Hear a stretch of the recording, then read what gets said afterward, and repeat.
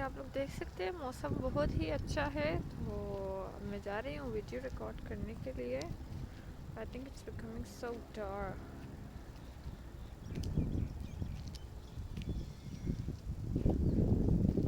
ये मैं जा रही हूँ पार्क वाली साइड पे। ये एवियंस मदीना सिटी है, ये अभी तक बना नहीं है।